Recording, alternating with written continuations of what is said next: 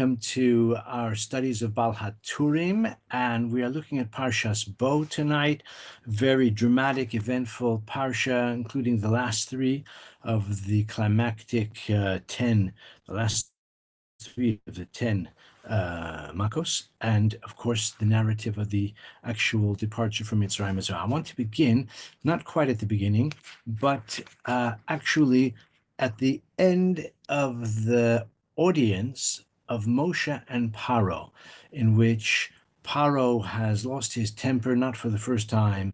And if you look with me in the ArtScroll, page 344, or if you've got any other Chumash, so it's Perek Yud, Pasuk Koach, Pasuk Chavches, Perek Yud, chapter 10, verse 28.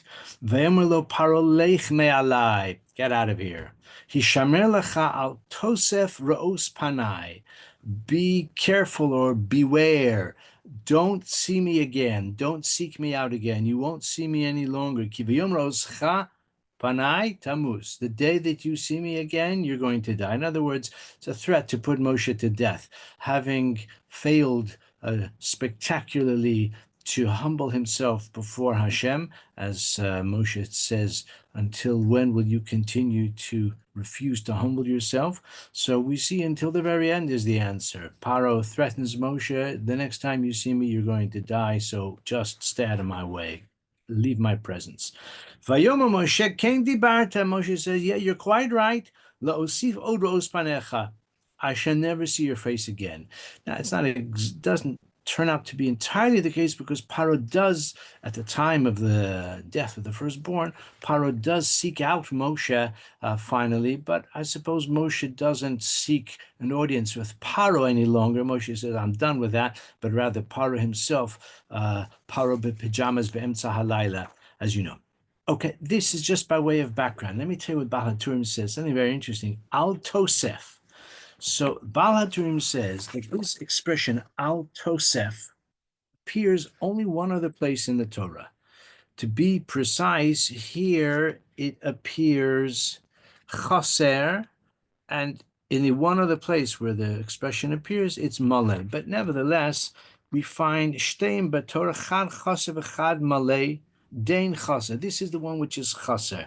Chaser, as you know, means defective in the sense that one of the vowels which is could be written in the text is only implied. So again, we're talking about the word tosef, al tosef. So there it's spelled taf samech fe. But actually, that's not so much the point that he is highlighting, but rather the fact that the expression al tosef appears only one other place in the Torah. Where's the other place where it appears? So it appears in another pasuk. That is to say, it only appears in all of Tanakh in one other place, and that is the Torah, towards the end of the Torah, or towards the beginning of the last book of the Torah, when Hashem says to Moshe, al tosef daber elai od b'davar hazeh. Do not continue to speak to me further about this matter. Now, what is the matter about which Hashem says to Moshe, don't bring it up anymore. I've had enough of that subject. Just move on. Of course, the subject is the most important subject for Moshe in his pleading with Hashem, perhaps other than pleading on behalf of the Jewish people, and that is pleading for his own life, pleading to be allowed to bring the Jewish people into the land of Israel. So that's ve'eschanan, that I pleaded with God at that time. I importuned Hashem to reconsider and to allow me to enter the land of Israel. And Hashem said, al tosef daber elai badavar hazeh. Don't speak to me of this anymore. Says the haTurim.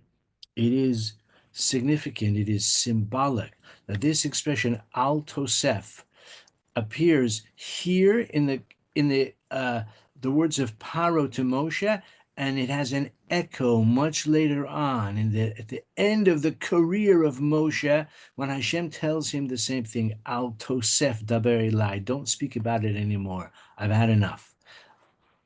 And that's like the final rejection of Moshe's importuning, Moshe's pleading to allow him to finish his life's mission, which is denied to him. Says the Baal HaTurim, having pointed out the significance of the appearance of that expression later on at the end of the life of Moshe, he says, Al tihi kilulas hedyot kala be'einecha. That's what we've called our little talk tonight, curse of a commoner. Says Baal HaTurim, do not take lightly, do not disregard, do not ignore or somehow dismiss out of hand the curse of a commoner. The commoner is Paro. Paro was a scoundrel, a villain. Paro, as I said before, was insolent and unrepentant until the very end, having the chutzpah to say to Moshe, get out of here, you won't see me again. If you do, I'll put you to death. That's the chutzpah of Paro. And yet it had an echo because Hashem told Moshe the same thing. Of course, Moshe lived another 40 very eventful, very accomplished years. Yes, that's certainly true. But ultimately, Moshe also was informed by Hashem with the same turn of phrase, Al tosef daber elai od b'davar hazeh. I have an idea. Baal HaTurim doesn't say it, but Baal HaTurim is very terse. So I hope it's not completely fanciful to speculate that maybe the remez is in Moshe's response. That is to say, the remez that Moshe possibly did something to um, evoke divine disfavor to the point that when the moment came for Hashem to say to Moshe, enough of this conversation, let's move on, I don't want to hear anything more about it, that it was with the same turn of phrase, al tosef, don't talk about it, no more. From maybe Moshe's reply, what did Moshe say to Paro? We read it a few minutes ago. Vayoma Moshe, Kain dibarta, you're quite right. Lo osif od rosh panecha. I wonder if maybe there is a slight sense of disrespect for the king. We know in our tradition, Chazal have a lot of respect for a melech, for a king. Even a king who is a varlet and a scoundrel and a villain, the fact that he's a king, that alone means he is deserving of some respect. For example, we find that Yosef, the Torah says that Yosef, when he was elevated from the pit, changed his clothing and he got a haircut as well because of Kvod Malchus, Rashi says. Now, okay, that Paro was probably not nearly as wretched as this Paro, even though it's conceivable that it could have been the same one. But even so, whoever the king is, even Nebuchadnezzar, we do find in Chazal the idea that a king deserves respect, whoever he may be. It's probably a metaphor for the King of Kings, and that anyone, any king, any earthly potentate who sits on the throne deserves at least a modicum of respect. Moshe was kind of responding to him in a slightly disrespectful, slightly flippant way. Moshe said, "You're quite right." Moshe could have just turned around and left in sort of I won't say in humility, but it doesn't have to. The circumstance does not demand a rejoinder, but Moshe didn't want to let Paro have the last word, so he said, "You're quite right." Maybe that's why it came back to haunt him. It's like a boss who says to an employee, "You're fired," and he says, "You can't fire me," and he says, "Why not?" "Because I quit." That's what Moshe wanted to say. Don't tell me that you won't see me anymore. I'm telling you, you won't see me anymore. So maybe on that occasion, this is maybe the remez kal as to why Chazal maintain that it came back to haunt Moshe, and even the curse of a commoner should not be dismissed or should not be regarded as irrelevant or trivial in your eyes. Let's go on now to look at another passage later on in our parsha. So when the 10th plague comes about and the firstborn are dying all around Egypt, and the Egyptians, including Pharaoh himself, apparently finally get the message, even though Paro will once again reconsider, and as we'll find at the beginning of next week's parasha, he goes to pursue the Jewish people even to the very shores of the sea. But at this point, Paro is overwhelmed. Paro finally fears for his own life, and it says on in pasuk Yud Perek Yud Beis pasuk Lamed Aleph, chapter 12. I'm sorry, chapter 12. verse 31. If you're with me in the art scroll, it can be found very easily on page 356. Vayikra Moshe Aaron Laila Vayomer Kumu Tzu mitoch ami. Paro calls out, Paro seeks out, and he cries out for Moshe and Aharon Laila in the middle of the night, because it is the middle of the night, after the firstborn have died, in the middle of the night. Vayama kumu tzu mitoch ami. Arise and leave from the midst of my people. Atem gam b'nei Yisrael. Everybody v'ivdu as Hashem kedaberchem. Paro says, I've reconsidered. Now you should go. And he drives them out. The Egyptians drive them out. This expression, kumu tzu, kumu, arise, tzu, and go. The word kumu implies like maybe the listener, the one who is being addressed, wasn't planning to go. Maybe he was sitting comfortably, saying Tehillim, learning Mishnah Brura, Daf Yomi, checking his email, whatever he may do. Kumu means get up, don't languish, get up, tzu, and go. Has a connotation of urging, of almost desperation. And of course, Paro was desperate because there's no household in Egypt in which there's no fatality. And Paro himself was a firstborn, and his own firstborn died, and he was fearing for his life. So finally he said, Kumu tzu mitoch ami. Says the Baal HaTurim, guess what? This expression appears only in one other place. In the book of Bereshis it appears. Kumu tzu min hamakom hazeh. Paro said, Kumu tzu mitoch ami, get up and go from within my people, meaning leave. And we find that expression, that same turn of phrase, Kumu tzu min hamakom hazeh, get up and go from this place.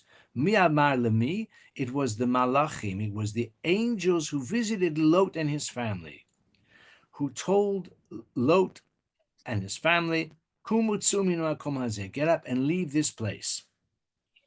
So what's the common feature? The common feature is something which is ironic. The Jewish people have been enslaved. Their lives have been embittered. They've been subjected to tortuous, sadistic, backbreaking labor. The Jewish people have been pining and dreaming about leaving for all this time. Even though it's true, maybe they're a bit doubtful, maybe they're a bit skeptical, but inherently, naturally, instinctively, they're desperate to go. And of course, when they leave with great wealth as well. So for the Jewish people to go, you would have thought, you don't have to tell them twice, we're out of here. In the case of the Malachim, who were urging Lot and his family to go, was very different.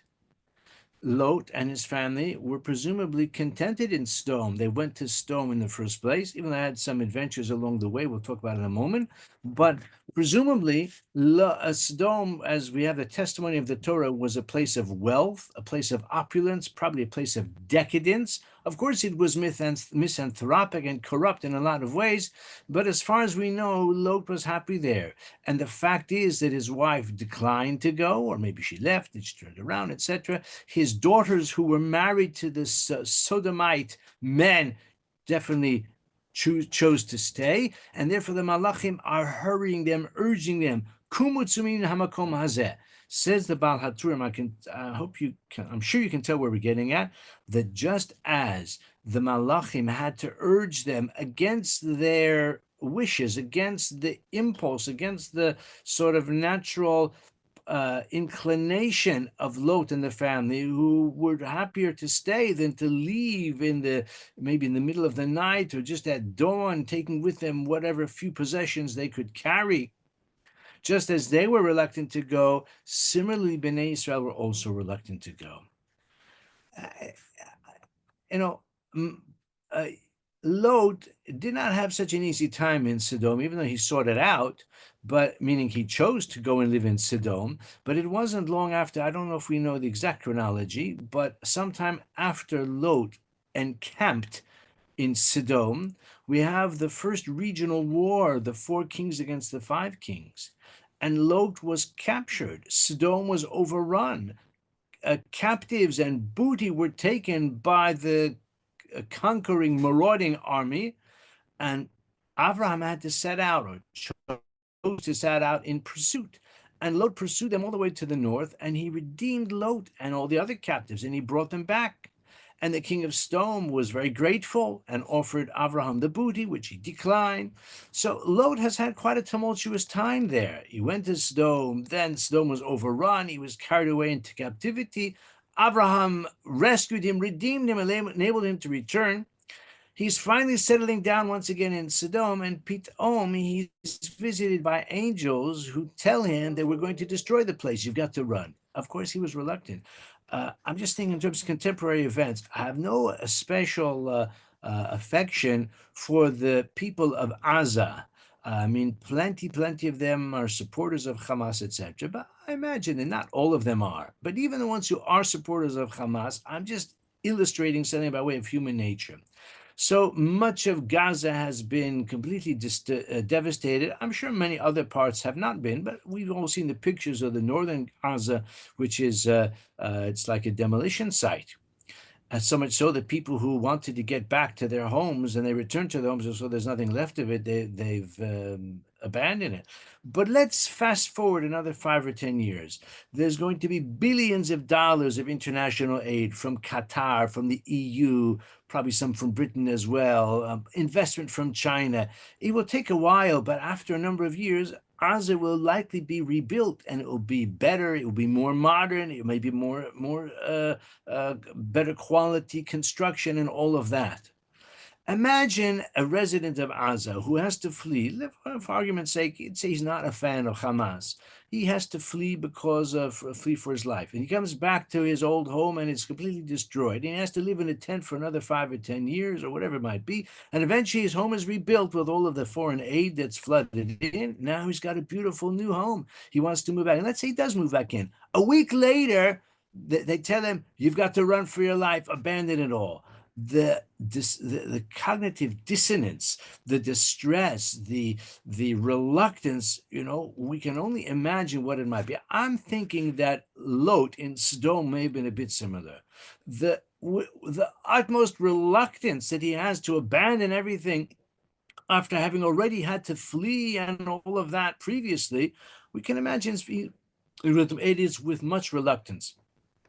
And as we've said, his daughter stayed. His wife didn't exactly leave, left part way, and she lingered. She became a pillar of salt, so that only a small number, Lot and his daughters, were saved. So the angels have said, "Kumutsu min hamakom hazeh," says the Baal HaTurim, the Egyptians had to also urge the Jewish people. We might imagine instinctively they're yearning to go. They're calling out to Hashem. They've been praying. This is the moment they've been hoping for.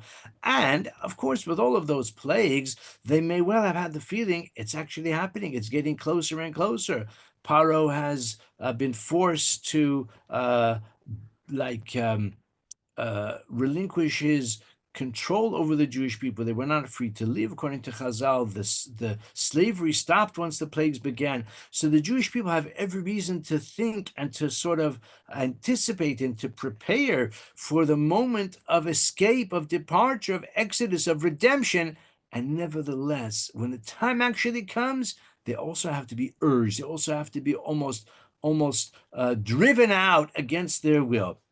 I thought this, is a little bit like the famous, somewhat bizarre phenomenon, which now has a name, Stockholm Syndrome, from a certain bank robbery in the 1970s in Stockholm, where the hostages begin to identify with their captors. They almost seem to have more sympathy and more like uh, they're more on the side of their captors than they are on the side of the police. It's a bizarre phenomenon, but this is known as Stockholm Syndrome, and I'm sure you're familiar with it. Maybe the Jewish people were experiencing some of that. Remember, they weren't just taken hostage by the Egyptians, it was generations already. And, there's a certain comfort or certain familiarity in circumstances that you've grown up with and you've always known. The idea of leaving that behind, even though logically they should be only desperate to get out, but when the opportunity comes, they've got to be urged. Not only that, but as we know, once they did leave, they again and again were talking about going back to Mitzrayim. Nitna rosh reshuva Mitzrayim. So it's an ironic thing, but it's an insight into human nature. And according to Baal HaTurim, it's all hinted to in those words, kumutsu, which have an echo in Lot when the Malachim said Kumutsu. They had to urge them against their will. The Jewish people as well, the Egyptians forced them out against their will. Okay, I've got one last thought from Baal HaTurim that we have time for still, a few more minutes. Uh, just turn now, I think on the art scroll, it's maybe just one page. I'm looking at Pasuk Mem Beis. Yeah, it's the bottom of the following page. If you're with me in the art scroll, page 358. So it's chapter 12, verse 42. Leil shimurim hu Lashem lotziam me'eretz Mitzrayim hu halayla hazeh Lashem shimurim l'chol b'nei Yisrael l'dorosam. Again, we're doing a few instances tonight of the Masores, where the so-called Masorites, these were a group of scholars in Tiberias. They were the Tiberians, Ben Asher and others, who meticulously counted the words of the Torah and even the letters of the Torah and all of the Tanakh, all of the Hebrew scriptures, and they recorded where words appear, certain words, certain forms of the words. So here we have an interesting thing. My friends, you don't have to be a Masorit, you don't have to be a biblical scholar, for lack of a better term, because here's an example where a word appears only twice in the whole Tanakh. And you know what? They're both in the same pasuk, so you don't have to look far for it. It's that word shimurim. Leil shimurim. It is a night of anticipation. Hu Lashem, for God, lahotzi'am me'eretz Mitzrayim, to take them out of the land of Egypt. Hu halayla hazeh Lashem shimurim l'chol b'nei Yisrael l'dorosam. The word shimurim appears only twice in the entirety of the Tanakh, and they're both in the same verse. Shimurim. The word shemirah and shomer appears many times, but that particular word shimurim, I don't know if it's especially in the chaser form. I don't think it appears elsewhere in any form, shimurim. So happens it's chaser, you can see the punctuation underneath the mem, but the important thing is the word itself, shimurim. Only appears twice. Baal HaTurim says something very interesting. If you look closely, so it appears in the first half of the pasuk and in the second half. Leil shimurim hu Lashem lotziam eretz Yisrael. This was the night of anticipation. God, so to speak, was anticipating this moment. The Jewish people were anticipating it, not knowing when it would happen. Hashem was anticipating it, knowing exactly when it would happen. And as we know, it happened just at the stroke of midnight, although they actually probably left a few hours later at dawn. That's Leil Shimurim. Lahotziam me'eretz Mitzrayim. That is the night of anticipation. Now, when did it actually happen that God anticipated? We said midnight, because that was the time of Makas Bechoros. That's when Paro ran into the street, pleading, calling desperately to find Moshe and Aaron to say, leave, go. That's the moment. Leil Shimurim, God anticipated it from the beginning of the Shibud, maybe from the beginning of time. Then, in the second half of the pasuk, it says, Hu halayla hazeh Lashem shimurim l'chol b'nei Yisrael l'dorosam.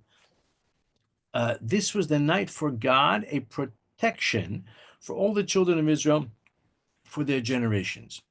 That's how the art school people render it according to Rashi. The first shimurim means anticipation.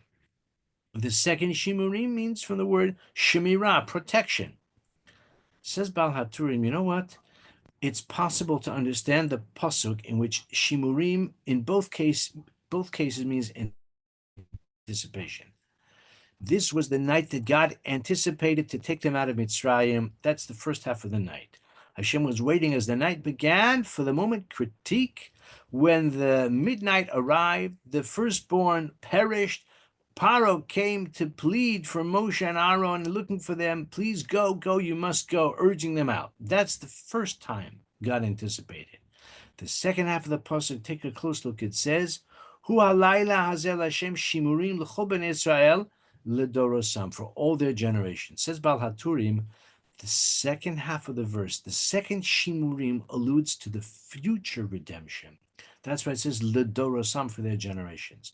Hashem anticipated the redemption from Mitzrayim would take place, so to speak, in the first half of the night. The anticipation was until midnight. But Hashem also anticipates the future redemption. And that future redemption will take place, so to speak, in the second half of the night. The second half of the night is also save. The word lishmar also means to guard something, to preserve it. Hashem is preserving the second half of that night for the future redemption. I thought a little bit like this, the night when the night first arrives, so you go from daylight to dusk to twilight, now it's dark, and a short while before it was light, now it's dark. But as the night goes on, the night grows darker, and eventually you get to midnight. And you can anticipate midnight because you know that when the night began, it was a certain time on the clock, let's say, and it will be midnight in a certain number of hours. Besides which, if we expand the metaphor, the process of the redemption from Mitzrayim had an extended run up in the sense that Moshe first came to charge the Jewish people and to charge them, that is to say, to inform them, and then to approach Paro, which initially didn't yield favorable results. But once the plagues began, we would imagine the Jewish people, and probably the Mitzrayim as well, had a sense that the inevitable is now underway. And Hashem already told Moshe that Paro won't let them go right away. It will be a process. But as the process unfolded, especially Hashem said, Od nege echad, one more blight, one more plague I will bring upon the Egyptians. So when the 10th plague occurred, the Jewish people must have realized now is the moment. The Yetzias Mitzrayim had a logical, or at least a kind of intuitively compelling introduction. But the future redemption won't necessarily have that. The future redemption will happen at midnight, and it won't, that is to say, when the night is darkest. It will happen when the night is darkest without the evident, without the perceptible like events that lead up to it.